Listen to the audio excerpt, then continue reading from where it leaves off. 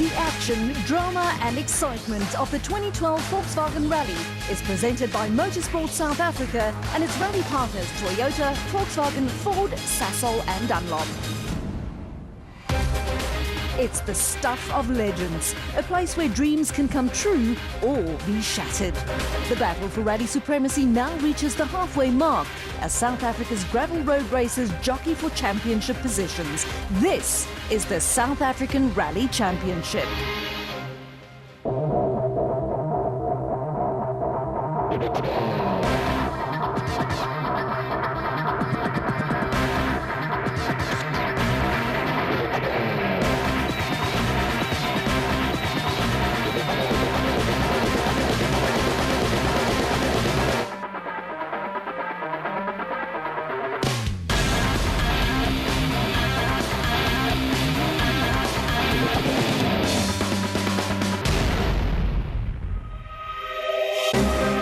In this edition of the NRC, we glance back at all the drama that unfolded during the Toyota Gauteng Dealer Rally, and we bring you all the excitement from round 4 of the 2012 South African Rally Championship, the fearsome Volkswagen Rally.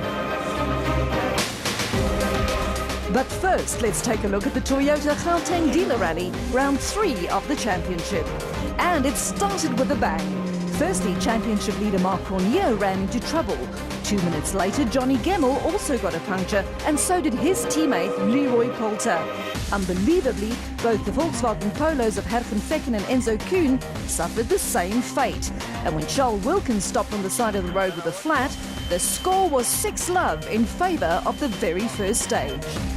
Normality finally returned when 6 times national rally champion Jan Habig finally emerged from the battlefield with an unscathed Basil Reed Ford Fiesta. But on day 2, Habig too succumbed to the puncture curse. Thanks to Habig's woes, it was the Sasol Ford Fiesta of John Williams that inherited the lead, closely followed by the total Toyota of JP Damso. The Q8 Oils Peugeot of Hein Latergan had crawled its way into 3rd and was now in hot pursuit. Latergan is a former circuit racing driver, and his skills on tarmac showed as he managed to reel in the total Toyota of Damso to steal 2nd position. But at the front, it was Williams who kept his head and successfully fended off the late challenge to record his first ever victory. And with this win, Williams became the 3rd successive Sasol Ford Fiesta driver to spray the champagne from the top of the podium.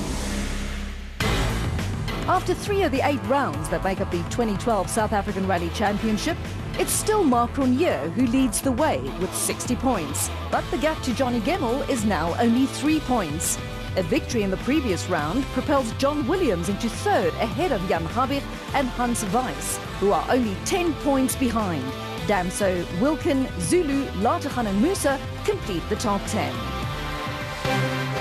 After 3 rounds in 3 different provinces, the 2012 South African Rally Championship now visits its 4th province, the Eastern Cape. This is the 30th running of the popular Volkswagen Rally, and not only is it called the Volkswagen Rally, but it quite literally takes place in the backyard of the automotive giant. The ceremonial start is in front of the popular Volkswagen Pavilion in Uitenhage, after which the crews will tackle a number of stages in the feared Longmoor Forest, around 50 kilometers west of Port Elizabeth. The Longmoor is renowned for separating the men from the boys, as the roads are not only super fast, but also have huge drops on the side of the mountain that are too close for comfort. The 2-day event will also visit the Gamtoos Valley, as well as provide spectators with a chance to get up close and personal with their heroes on the tarmac at Kings Beach, where the event will end on Saturday afternoon. But there was one more problem to worry about. Torrential rain and cold weather was predicted for the entire weekend, and for once, the weather forecast proved to be more than just accurate. At the start here in Uitenhage, the rain clouds were already threatening. But out in the Longmoor Forest, the normally beautiful and smooth gravel roads had already been turned into a mud bath. After not scoring many points in Gauteng, Mark Cornier still leads the points table, but by a fraction. still early stages in the season, and as you know, rallying has got a horrible sting in the tail. Being first on the road was a bit tricky for us, and yeah, we unfortunately had the misfortune of breaking a wheel.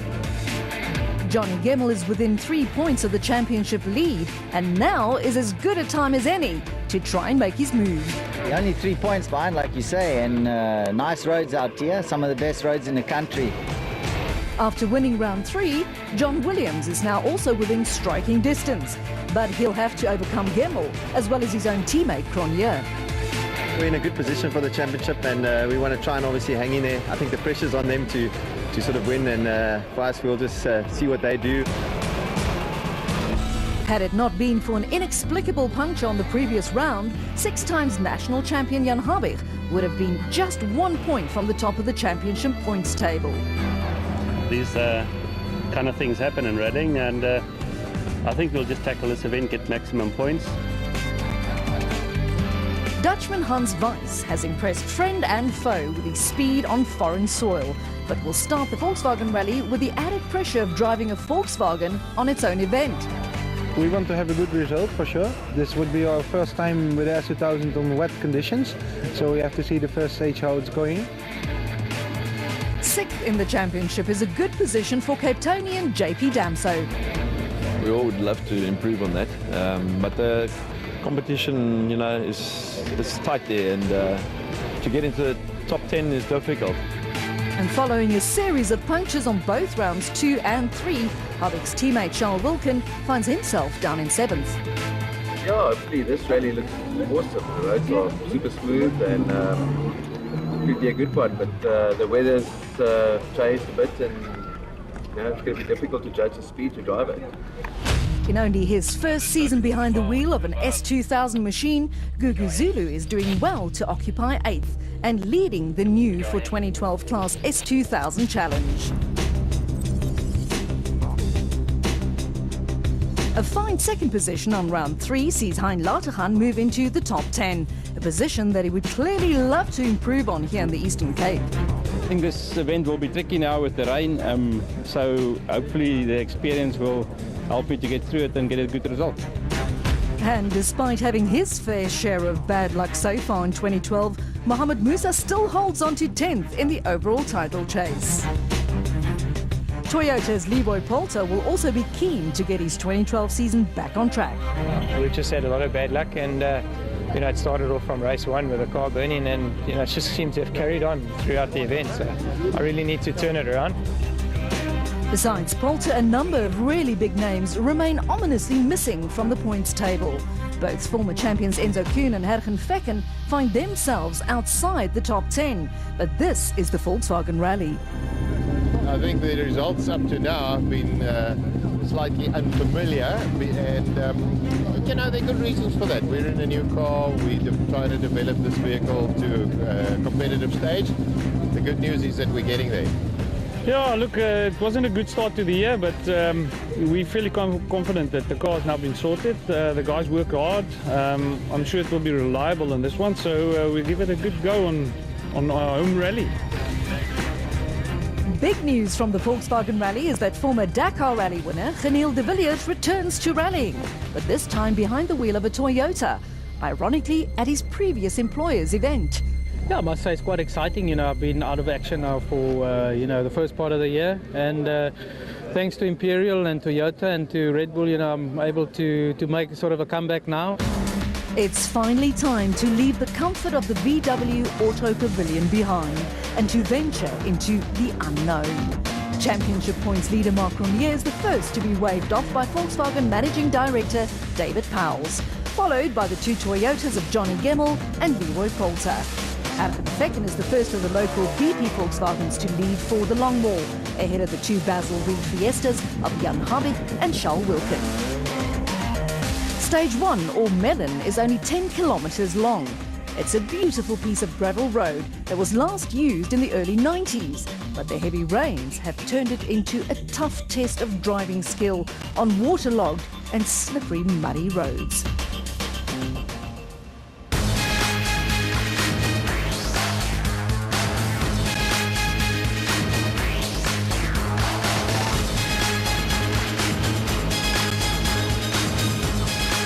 2012 Volkswagen Rally action gets underway with Mark Cronje and Robin Houghton the first ones to venture into the unknown.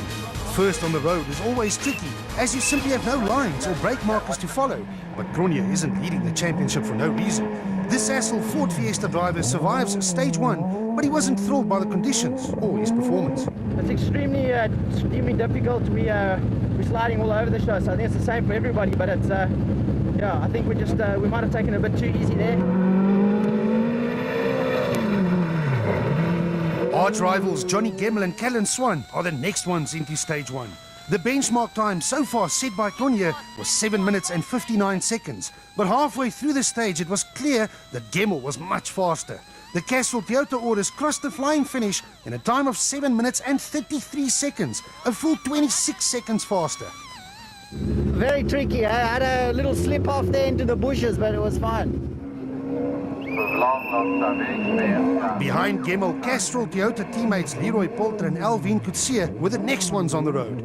Poulter is having a tough time of late, but he's a very talented driver, and it showed as he crosses the flying finish just 4 seconds slower than his teammate, and that despite having a problem inside the Toyota Auris. Yeah, we're just a good stage, but no power steering. This is the moment that thousands of Volkswagen fans have been waiting for. The new BP Volkswagen Polo's first outing on its home event. Ergen Ficken and Pierre Arries were pushing hard in order not to disappoint. But they are off the road. The former champion recovers and reaches the end, but a time of 8 minutes and 16 seconds means big trouble early on. We had a big moment and we went off the road. It looks like the other guys also went off there. This is the 30th Volkswagen Rally, and of those 30, Jan Habig is making his 21st appearance. The legendary driver will have seen conditions like these before, and although this is the first time behind the wheel of his new Basil Reed Ford Fiesta, the 6-times champion and co-driver Robert Paisley blitzed through stage 1 in a time of 7 minutes and 30 seconds, 3 seconds faster than Johnny Gemmell. And right for in, and left for. It's quite a hectic stage. It's very, very slippery, very difficult to judge when it's slippery. Then you have grip and so on. Very, very easy to make a mistake. Charles Wilkin and Greg Godridge and the second Basil Reed Ford Fiesta rolled on stage 1 of this event 12 months ago and picked up punctures on both the opening stages of the 2 previous rounds this year. So Wilkin would have been happy to complete stage 1 without any incidents this time round, albeit 25 seconds off the pace. Taking it slow. Try to get through the first stage for a change, you know. With one of the Volkswagens already in trouble, all eyes were on Dutch driver Hans Weiss and Belgian co-driver Bjorn de Gant in the second of the BP Polos. Weiss was excited about the prospects of rallying on these beautiful roads, but nothing could prepare the Dutchman for these treacherous conditions. And he too arrived at the flying finish with a problem, and more than a minute lost.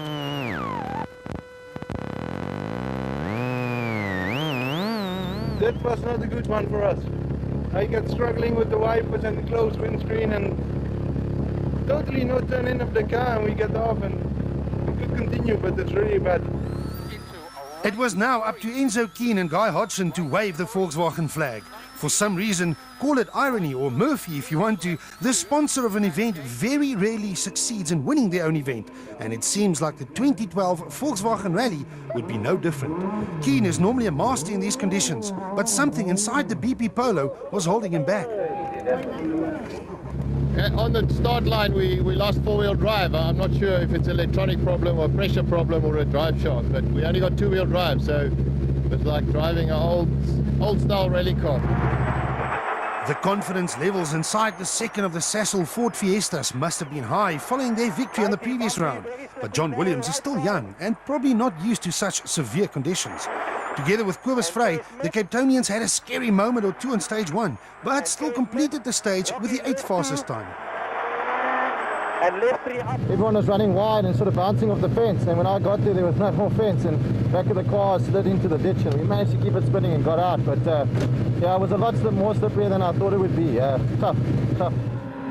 The Q8 Oils Peugeot 207 of Hein Latergan and Johan van der Merwe was the next car into stage 1. Latergan is also fresh from a podium finish on the previous round, and despite having an overshoot, still managed to survive stage 1 with the 9th fastest time.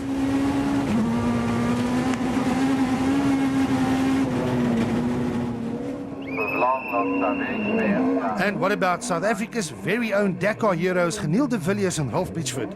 The rain and mud of the Longmore Forest is very far removed from the sand and dust of the Atacama Desert. But the Imperial Toyota driver completed his first rally stage of 2012 with the 5th fastest stage time. Oh, happy, and the car feels good, and we'll see on the next stage. Behind the first 10 or so cars on the road, a number of very fast drivers still had to contend with these severe conditions.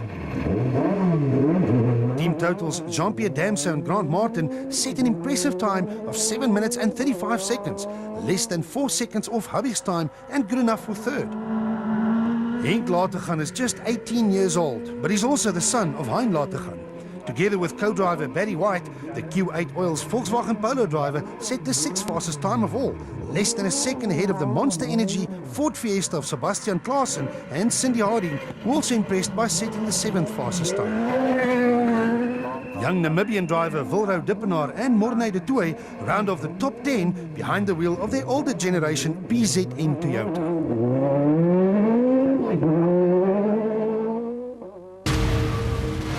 From Melon at the edge of the Gamtoos Valley, the crews now have to make their way into the Longmore Forest via Stage 2.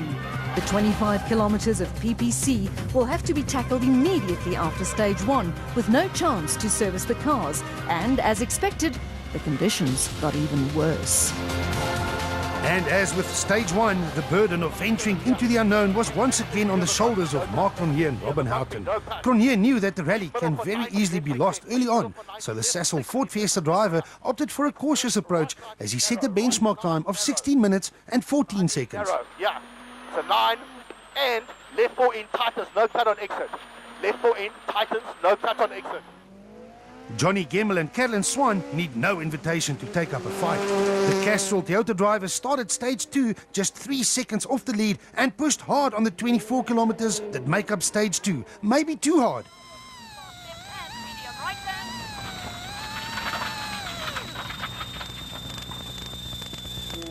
Gemmel miraculously did not eat anything and still recovered to set a time of 15 minutes and 56 seconds, 18 seconds faster than Cronje. The Castrol Toyotas clearly came to the Eastern Cape to fight for victory, as Leroy Poulter and Alvin Coetzee put the hammer down on Stage 2. Poulter mastered the slippery roads of Stage 2 and crossed the flying finish in a very quick time of just 15 minutes and 49 seconds, a full 6 seconds faster than his teammate, and that despite picking up a puncture. Just a puncture at the end, yeah. Just struggling with the power steering a little bit, you know. But other than that, it's survival at the moment. After losing loads of time on Stage 1, the BP Volkswagen Polo of Hergen Vekken and Pierre Arries had it all to do. His Polo was still missing some bodywork, but it didn't stop them from setting the 4th fastest time of all. And after setting the fastest time of all on Stage 1, Jan Habig and Robert Paisley were focused on keeping their lead. But the old master also knows how to pace himself and finished the tough Stage 2 in a time of 15 minutes and 59 seconds. The Basil Reed Ford Fiesta driver drops from 1st to 3rd, but is still only 3 seconds behind the leaders. Enzo Keane and Guy Hodgson attempted some roadside repairs before starting Stage 2, but it did not pay off as they were still stuck with only having drive to the rear wheels of the BP Volkswagen Polo. And rear-wheel drive is most definitely not what you want in these conditions. Over 250. I have new respect for the rally drivers in the 80s. Driving in these forests with two-wheel drive is running out of lock all the time. It's interesting. Sadly for hosts Volkswagen, their event was about to go from bad to even worse. The third of the BP Polos, driven by Dutch-speaking duo Hans Weiss and Bjorn de Gant, arrived at the end of Stage 2 with more than 2 minutes lost, and with Weiss eager to locate the problem. Everything is bent. It was so easy to make a mistake or to pick up a problem in these conditions, so the second Sasol Ford Fiesta of John Williams and Cobus Frey were cautious to not succumb to the tricky roads. Williams drove well to set the 6th fastest time on Stage 2. Behind Williams, the Q8 Oils Peugeot of Hein Lategan and Johan van der Merwe opted for the same approach. Lategan was more than 50 seconds slower than the stage-winning time of Poulter, but still 7th fastest.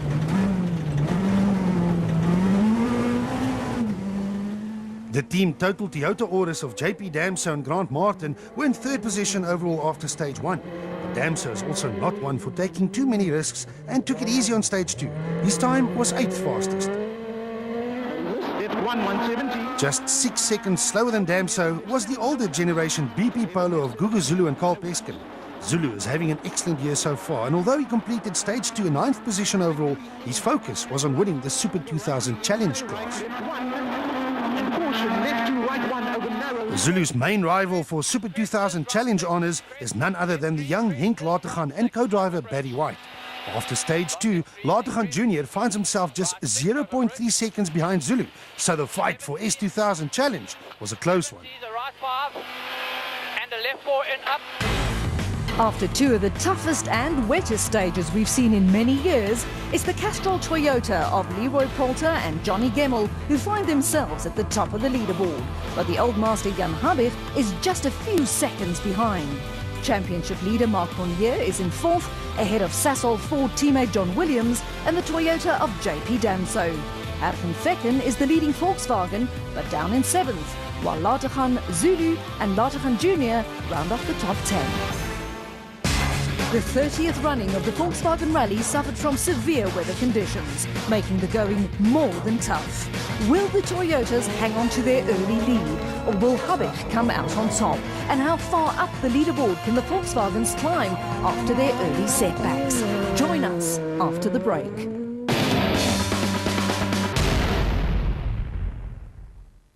Sometimes the spirit is stronger than the body. Atlanta 96. A 17-year-old Carrie Strug is last to vault for the USA, needing both her scores to count if her team is to clinch gold. She twists her ankle. Then, fighting back tears, she does this. She's the last to go. She's the only one who can do it. A 9-7-1-2. She has done it. Take a look at history. 20 years ago, the big one, that was when Nadia won gold. Tonight, she was there for her team, for her country, and for herself. That is Olympic spirit. And I will try to fix you.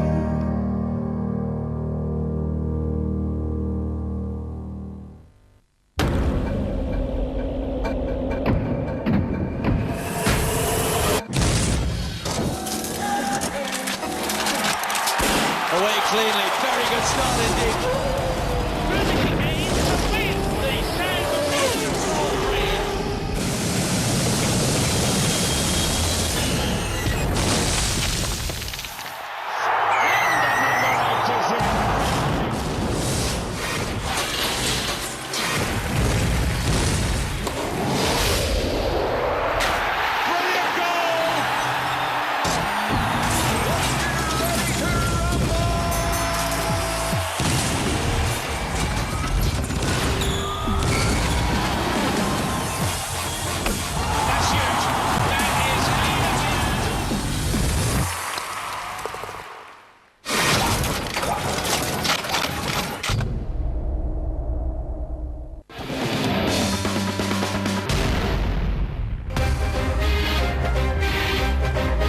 It is still the first day of a very cold and very wet Volkswagen Rally.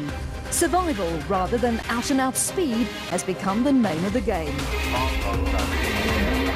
Team Total Toyota's Mohamed Musa was committed and giving his all as always. But the Tanin driver once again ran into trouble early on. A small little rock, I mean, that size, stuck between the rim and the caliper.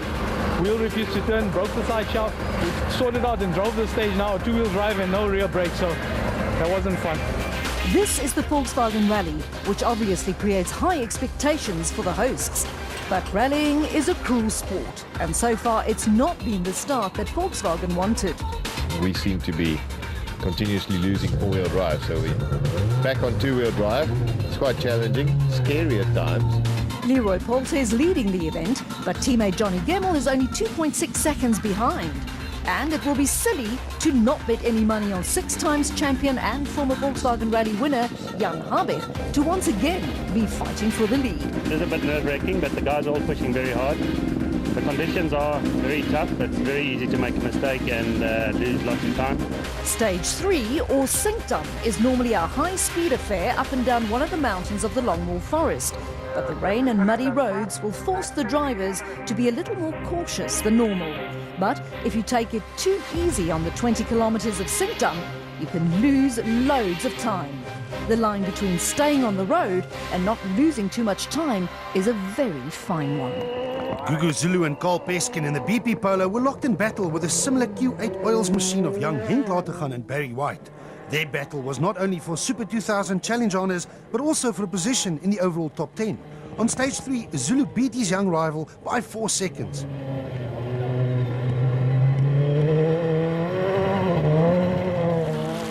Ergen Fekken and Pierre Arries were now on the comeback trail following their earlier setbacks in the BP Polo. The former champions set the 9th fastest time on Sinkdam. Geniel de Villiers and Ralph Pitchford were also still finding their feet behind the wheel of the Imperial Toyota Auris. De Villiers has his sights set on winning next year's edition of the Dakar Rally and will use the remainder of this season to sharpen his skills on South African soil. They set the 8th fastest time while also moving into the top 10 overall.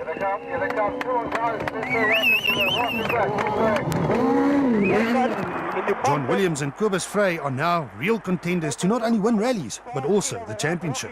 The Sassel 4 driver did not take any risks on Sinkdam to set the 7th fastest time, but more importantly, to hang on to his 5th position overall.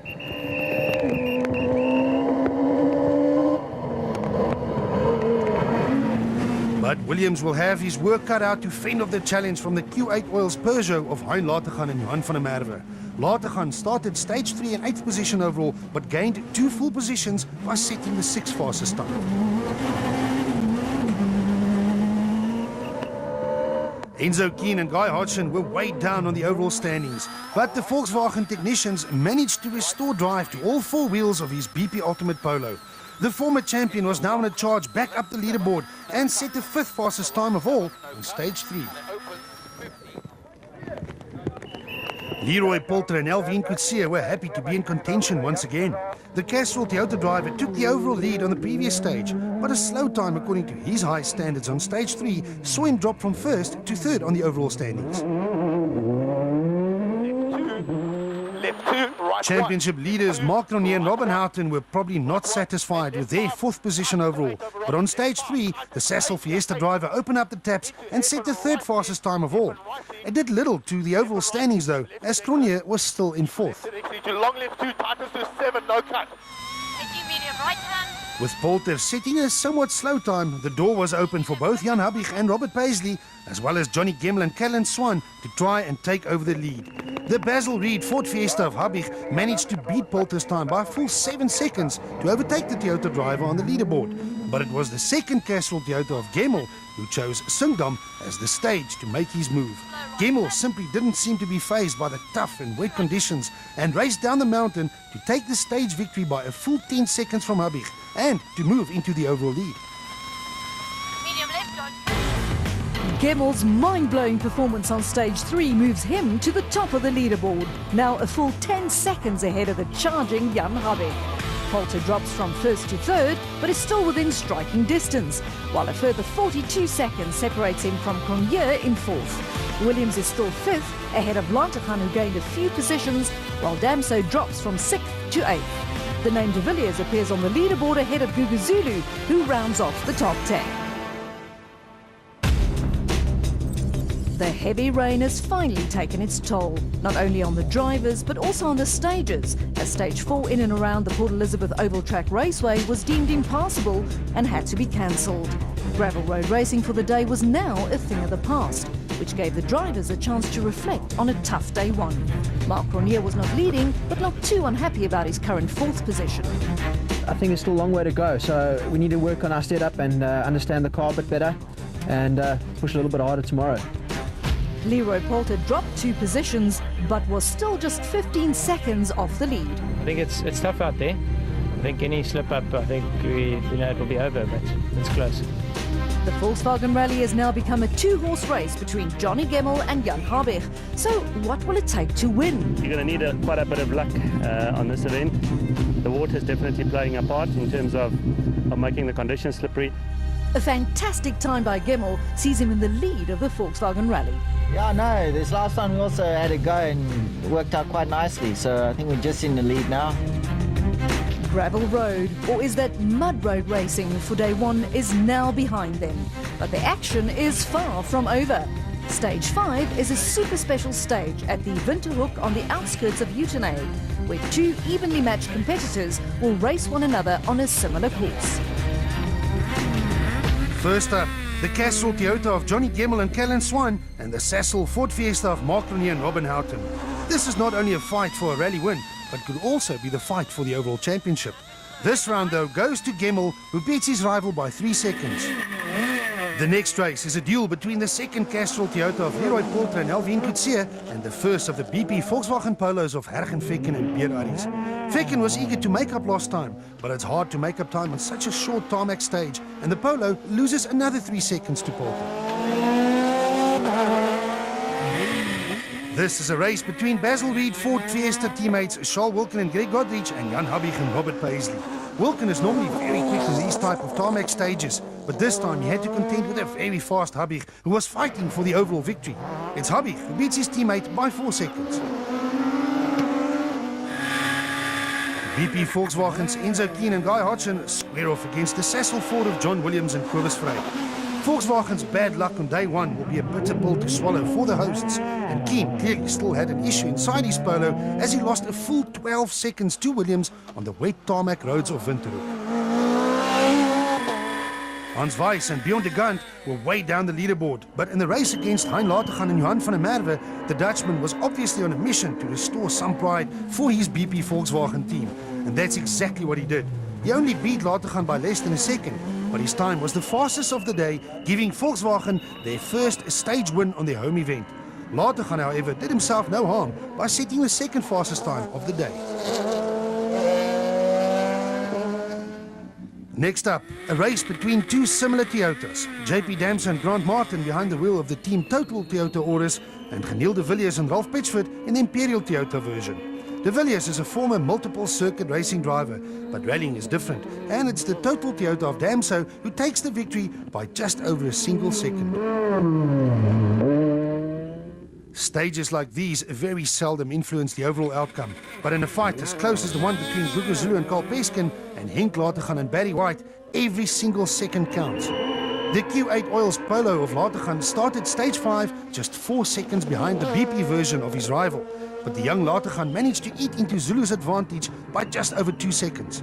More importantly, Latergan and Zulu set the 3rd and 5th fastest times of all on stage 5.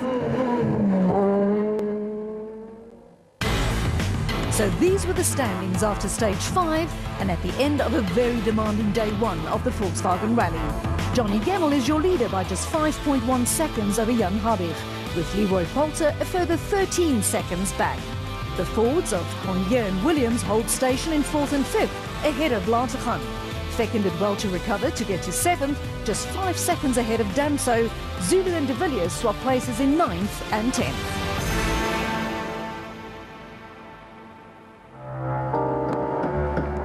It's the end of the wettest and muddiest day of rallying we've seen in many years. Back in the Dunlop Service Park, it's a day that rally hosts Volkswagen will want to forget, as their arch-enemy Toyota is currently occupying 2 of the top 3 positions. Leroy Poulter was happy to survive the slippery conditions to occupy 3rd. It was tough for everyone. We've got through it now, and for me it's also a good confidence builder for tomorrow, after the last couple of races we've had. Jan Habig is a wily old fox, and just as so many times before in his career, was once again in a fight for rally glory. It's been a bit of a tough day, but it's everyone's pushing very hard. The last time that Johnny Gemmel won an event was here in 2010, and with a 5-second lead going into day 2, he will once again have the opportunity to repeat his performance from 2 years ago.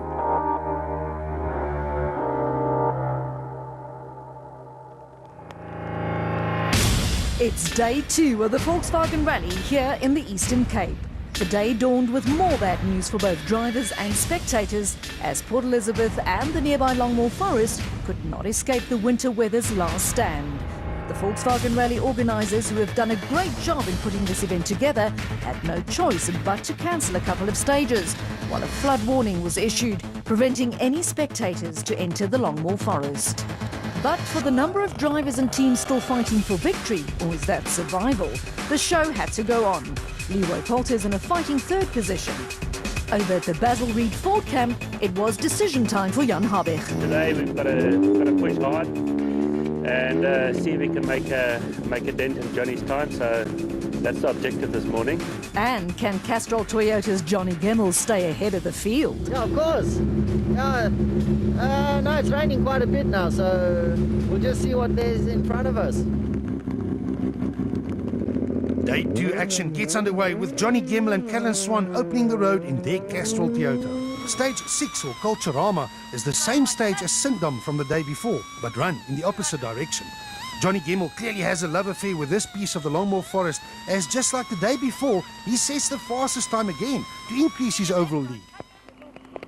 Jan Habig and Robert Paisley were obviously going to give it their all here, but the windscreen in the Basil Reed Fiesta missed it up, forcing Habig to even stop. No cut. Ek my papier in. Okay, doen met die windscreen. Ja. The gap between himself and Gemmell in the lead has just grown from 5 seconds to 27 seconds. Not the start to the day that Habig wanted.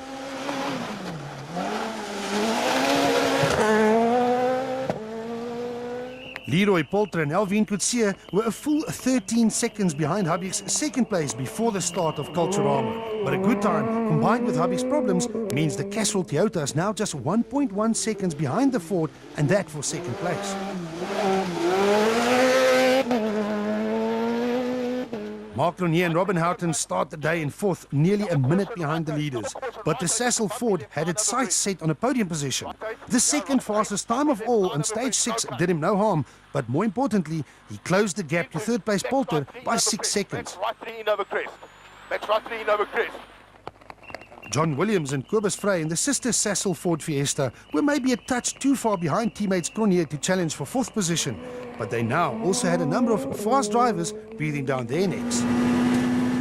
Fast drivers like Hein Latergan and Johan van der Merwe in the Q8 All's Peugeot 207, who started day 2 just 0.8 seconds behind Williams. On stage 6, however, Latergan struggled to find a good rhythm and lost around 32 seconds to Williams. This was the gap that BP Volkswagen's Hergen Vekken and Pierre Arries were hoping for.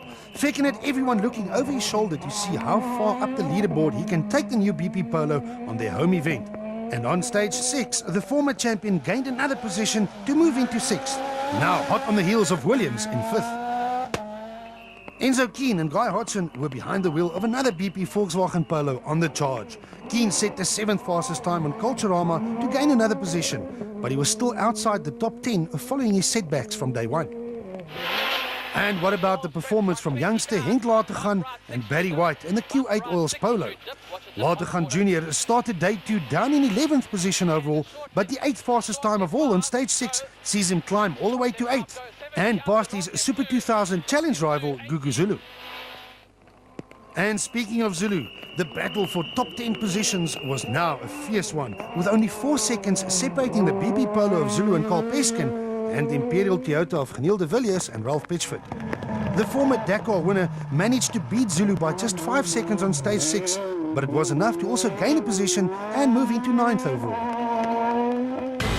Johnny Gemmell's lead increases at the top of the leaderboard, with Jan Habig now a full 27 seconds behind. Poulter is in 3rd, ahead of Cronier and Williams, while Vekken and Latergan Jr. and de Villiers all gain positions. Gugu Zulu drops a spot and is now in 10th. Day 2 of the Volkswagen Rally will become even more treacherous over the remaining few stages. How far up the leaderboard will the Volkswagens climb? Will Habig challenge for another career victory?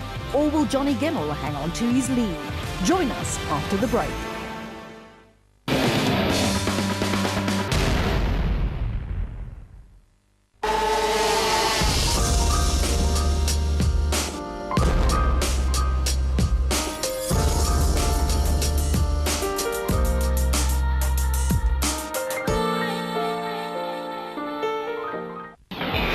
weekend on Supersport. On Saturday, the SA women's hockey team will need to come up firing on all cylinders when they take on Australia. Then there'll be nothing undercooked about the Proteas when they face England on day 3 of the second test. And with a host of major players on course, expect an afternoon of thrills and spills on day 3 of the Bridgestone Invitational. Then on Sunday, the battle for dominance continues between England and South Africa on day 4 of the second test. Who will emerge victorious when South Africa clash with Pakistan at the London Olympics?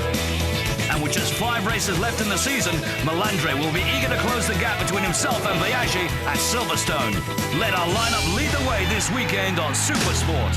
He's sagging and shit. Like, yo, he's wearing Timbs with a bandana. So it's just people in the house and you just watch them? Actually, the Big Brother phenomenon is an ongoing social experiment, Mom. But they're just talking in the lounge. Nothing has happened. You're missing the deeper insights, you know. It's what's not happening right now that reveals the human social complexity behind unfamiliar group dynamics. But what's the point, my boy? I can't stay this for hours like you kids do. I wish I could get you out of the house so I can watch normal TV. Well, with a DSTV mobile drifter or walker device, I can watch up to 15 channels, including the dedicated 24-hour Big Brother channel, anywhere, anytime, on my laptop, smartphone, or tablet. DSTV premium subscribers like us pay no additional subscription fees. So come on, Mom, make the call. Then I'll get out the house. The freedom of DSTV mobile. Your parents might not get it, but you totally can.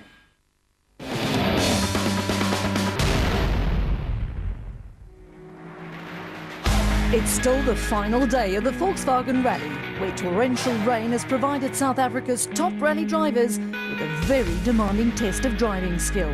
Stage 7 had to be cancelled due to the floods, but 3 more stages in the Longmoor Forest remain. In his first rally since the end of 2011, Dakar hero Geniel de Villiers did well to survive so far.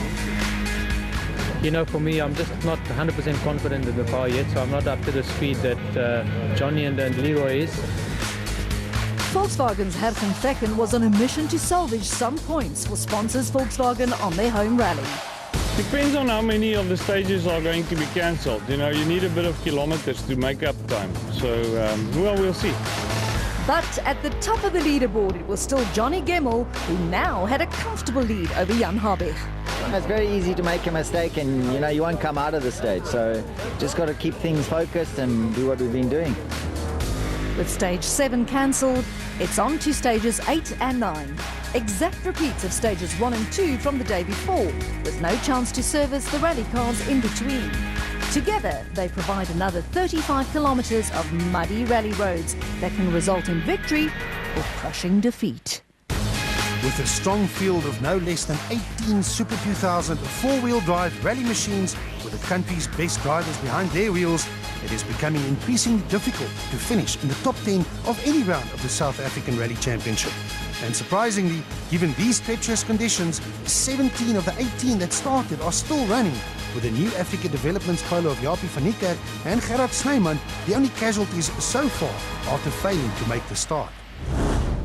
Team Total's Mohamed Musa and Andre Vermeulen suffered ill luck on day 1 and lost several minutes when a stone got lodged between the brake caliper and the rim of the rear wheel, damaging the drive shaft in the process. Musa must be wondering what else he must do to have a clean run, but the Tanin businessman consolidated on day 2 to gain valuable experience in conditions that he would have probably never seen before. The Monster Energy Ford pairing of Sebastian Klaassen and Cindy Harding were fresh from their best ever result on the previous rally in Gauteng. But the Cape Town-based Dutchman also found the going tough in the wet and slippery Longmoor Forest. Klaassen knew he had little to gain and survived the Longmoor to at least reach the finish of probably also the toughest event that he's ever contested. Namibian duo Voldo Dippenaar and Morne de Tooy were most definitely not used to these wet conditions, so the PZN panel beaters Toyota driver did well to not make any mistakes or to fall off the road. They were awarded with 14th place overall after a somewhat conservative but nonetheless safe run. Dippenaar's finish also bags him the points that come with 3rd in the S2000 Challenge class. Dakar veterans Geniel de Villiers and Ralph Pitchford endured a baptism of water and mud and slippery conditions in their brand new Imperial Toyota Auris. De Villiers started day 2 in 10th position following a few good stage times, but the Red Bull athlete wasn't prepared to stick his neck out or damage the new Auris on day 2. A puncture late on the same day also didn't do him any favours, and all things considered, the Cape Townian wasn't too unhappy about reaching the finish, albeit in 13th position. Hans Weiss and Bjorn de Gant were excited about rallying on the Longmoor's beautiful and fast-sweeping gravel roads, but the conditions played havoc with the Dutchman's strategy. Every event so far this season is new to the Dutch and Belgian pairing, who has no previous experience or knowledge of our roads and conditions to rely on. Weiss started the day as the last classified Super 2000 runner, but showed great pace as he fought his way back to an eventual 12th position overall. Ahead of Weiss, Team Total's Jean-Pierre Damso and Grant Martin were also not comfortable in the wet. Damso started the event well, but slid down the leaderboard as he wasn't prepared to take any risks whatsoever. The Somerset West-based driver and son of rally legend Serge Damso persevered through the tough conditions and just missed out on a top 10 result by finishing 11th overall. Yeah, I think that's about it. Just surviving. Geez, look. Ahead of the 17 remaining cars that made up the strong Super 2000 field, drivers were now fighting for both survival as well as a coveted top 10 finish on the 2012 Volkswagen Rally. Charles Wilkin and Greg Godrich also battled to find a good rhythm inside the Basil Reed Ford Fiesta. The former circuit racing champion was determined not to damage his car, and after stage 9, they finally managed to break into the top 10. Gugu Zulu and Carl Peskin were in the battle of their lives with a similar older generation Volkswagen Polo of Henk Lategan and Barry White. It wasn't just a battle for top 10, but a battle for Super 2000 Challenge honours. Zulu, inside the BP version, completed stages 8 and 9 just 7 seconds behind his young rival. BP Volkswagen's Hergen Fekken and Pierre Aries were on the comeback trail and charging back up the leaderboard. The former champions had recovered all the way up to 6 on the standings, but once again Lady Luck showed her ugly side at the expense of Volkswagen at their home event. His Polo developed the same problem as the one suffered by Enzo Keen on the day before. It lost drive to the front wheels, and rear-wheel drive is most certainly not what you need in these wet conditions. Fekken slid down the leaderboard to complete stages 8 and 9 in 9th position overall. We were driving with rear-wheel drive only, so that was really fun. No such problems for youngster Henk Lategan and Barry White. One man's pain opened the door for the Q8 Oils driver to gain a position on the overall leaderboard as he showed maturity beyond his years to successfully negotiate the tough stages 8 and 9. Lategan Jr. was now in 7th overall with a career best finish and a Super 2000 Challenge class victory now firmly in his sights. And with Hergen Fekken struggling with only 2-wheel drive, who better than to pick up the Volkswagen baton than teammates and former champions Enzo Keen and Guy Hodgson. Keen started stage 8 way down in 12th position overall, but a fast time on stage 8 moved him up to 11th. Clearly, the teething problems in his new BP Polo was now sorted, and another very quick time on stage 8 propelled him all the way from 11th to 6th on the overall standings. Just ahead of Keen, Hein Lategan and Johan van der Merwe were still struggling to come to grips with their Q8 Oils Peugeot on these slippery roads. Lategan wasn't confident, but he was still fast enough to maintain his 6th position after stage 8, although he had no real chance of catching Williams in 5th. Perseverance, however, paid off, as everyone was about to be gifted a position, and Lategan completed stage 9 in the 5th position overall. It must have been difficult for John Williams and Kobus Frey to pace themselves and to find the motivation to drive any faster, as they were too far back to realistically challenge for a higher position. And Lategan was nearly a minute behind them and therefore not really a threat. The Sassel 4 driver therefore did exactly what he had to, and that was to keep his head down and stay out of trouble. 70, left 4 and right 1 in tightens to 4 opens, right 1 in tightens to 4 opens, and mid smoker is flat, C270. A few worried faces at the end of the long and tough stage 9 indicated that something, or rather someone, was missing. Toyota team bosses were expecting the Castrol Toyota of Leroy Poulter and Alvin Coetzee to arrive at the finish, but instead it was the Sassel Ford of Mark Ronnier and Robin Houghton who arrived there first. unfortunately went off and got stuck. He's not badly off, but he's stuck. So I think it's a hard day for him as well. Right 8, he's 60, right 8. Poulter did indeed go off the road and got stuck. A disappointing end to what has been a brilliant rally. With Poulter removed from the action, Mark Ronier and Robin Houghton inherited third place overall. The Sasol 4 driver won both the opening rounds of this year's championship and is still the points leader. So although he wasn't in a fight for rally victory here in the Eastern Cape, Ronier wouldn't have been too unhappy about his current third position. Caution, left 6 tightens in narrow exit. But what about the fight for overall rally victory? Johnny Gemmell and Caroline Swan started stage 8 with a 27-second lead over Jan Habig and Robert Paisley. Gemmell and the Castrol Toyota Auris have been the class of the field so far by winning 2 of the stages in the Longmore Forest. Habig was upset about losing time earlier on, and when Habig is upset, he simply drives faster. The 6-times champion beat Gemmell by a full 6 seconds on stage 8 to close the gap to 21 seconds. And on stage 9, the Basil Reed Ford Fiesta ate into Gemmell's lead by another 5 seconds. The gap was now just 16 seconds, and only one real forest stage remained. It was going to get mighty close between these two arch enemies who were giving it their all in the battle for Volkswagen Rally supremacy. Yeah, we're pushing hard. We're going maximum, as hard as we can go, as hard as the car can go. Yeah, it's a bit closer now. Johnny Gemmell still leads the Volkswagen Rally, but Jan Habig closed the gap by a full 10 seconds in just 2 stages. The name Poulter disappears from the leaderboard, allowing Mark Ronier to slot into 3rd, ahead of teammate John Williams. Kuhn recovers well to occupy 6th, while Fecken drops to 9th. Charles Wilkin completes the top 10. It's the last visit to the cold and wet Dunlop Service Park. Only one gravel stage remains, the same stage that will decide the outcome of the 2012 Volkswagen Rally. And it is now a two-way fight between Johnny Gemmell and Jan Habig, Castrol Toyota and Basil Reed Ford. Will Gemmell fend off the challenge, or will Habig snatch victory from the jaws of defeat? Gemmell is first on the road, so he will have no indications as to exactly how fast Habig is going behind him. He could be sure of one thing though, and that is that the 6-times national champion would come out with all guns blazing. But Gemmell is no slouch either, and he crossed the flying finish in a time of 12 minutes and 29.3 seconds. Will it be enough? I don't know, they were very slippery, eh? So, I don't know what Gianni's done, so we'll see now. Habig quite literally had a mountain to climb, and he had to do it in a time of 12 minutes and 13 seconds in order to beat his rival. Habig crosses the flying finish in a time of 12 minutes and 29 seconds. He wins the stage by 0.3 of a second, but it's not enough, and Gemmell remains the overall leader. We went as hard as the car could go, as hard as we could go, and I think it was a good effort from everyone's side. Behind the dice for rally glory, Mark Ronier and Robin Houghton emerged from the Longmore Forest for what looks like a safe 3rd position, ahead of their Sasol 4 teammates John Williams and Kobus Frey.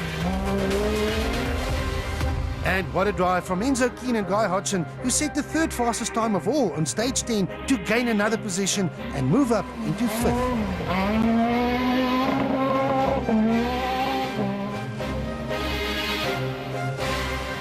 And this is the final battlefield.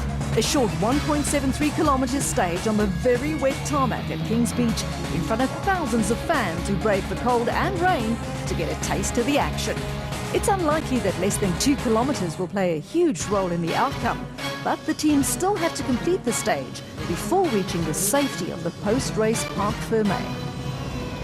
It has been a weekend that Charles Wilkin and Greg Godrich would want to forget, but the Basil Reed Ford driver still claimed the points that come with 10th position. Gugu Zulu and Carl Peskin may have lost the battle against Henk Latergan for his 2000 challenge honours, but 9th overall is still good enough to lead the class points table. And a tough weekend for Hergen Fecken and Pierre Aries, who would have loved to please their fans with a better result, but had no choice but to settle for 8th. 7th was a fantastic result for young Henk Latergan and Barry White, who also claimed their first ever Super 2000 Challenge victory. Hein Latergan and Johan van der Merwe completes the Volkswagen Rally in 6th overall, just 26 seconds ahead of his son Henk. And what a comeback from Enzo Keane and Guy Hodgson, who restored Volkswagen's pride and showed what the new Polo is capable of as they climbed their way all the way up to 5th overall. John Williams and Cobus Frey complete a steady and faultless weekend with a fine 4th position overall. And late drama for Mark Cronje and Robin Houghton, who very nearly didn't even make the start of the final stage. Unfortunately, we got caught out. The organizer sent us down a road, and the river was actually coming up, and insisted that we go down there. And we got stuck in the river. We managed to get it out eventually. Came back here quite late. And at the very front of the field, Jan Habig and Robert Paisley gave it one last shot by taking another stage victory, their 5th in succession and the 6th of the event for the Basil Reed Ford driver. But it wasn't enough, as the gap to the Castrol Toyota of Johnny Gemmell and Catalin Swan was simply too big to make up on such a short stage. Johnny Gemmell wins the Volkswagen Rally. It got very close at the end, but Johnny Gemmell takes the victory by just 12.6 seconds from a hard-charging Jan Habig. Mark Cronje very nearly didn't make it to the end, but collects the points for a fine 3rd position, ahead of teammate John Williams. Enzo Kuhn fought back to take 5th, ahead of father and son Hein and Henk Latergan. Feckham survived to finish 8th, while Zulu and Wilkin take the points for 9th and 10th. Drivers and teams are anxious to dry out and find some shelter against the rain, so the traditional champagne and podium ceremony is replaced with an indoor prize giving where Mark Cronje collects the trophy for 3rd. I'm ecstatic with the championship, a little bit disappointed with the pace of the weekend, but the circumstances were tricky, and we made some wrong calls. It was a brave fight until the bitter end, but Jan Habig had no choice but to settle for 2nd. The most important thing this early in the season is to really just get some points, and then maybe step up the pace as we go along. So, but I'm quite happy with the progress that our team's made. It got mighty close, but Johnny Gemmell walks away as not only the winner of the 2012 Volkswagen Rally, but also as the new championship leader. We've been close there for quite some time now. You know, some close bursts and just missing out, but now we managed to pull it off. The South African Rally Championship now enters its 2nd half as we move from the cold and wet Eastern Cape to a hopefully warmer and drier KwaZulu-Natal for the new on the calendar Rally of South Africa. All eyes will be on the Valley of 1,000 Hills and the Richmond areas north of Durban, as this rally will also be observed by the FIA with the aim of bringing the WRC to South Africa in the not-too-distant future. See you in Durban on the 17th and 18th of August. The action, drama and excitement of the 2012 Volkswagen Rally was presented by Motorsport South Africa and its rally partners Toyota, Volkswagen, Ford, Sasol and Dunlop.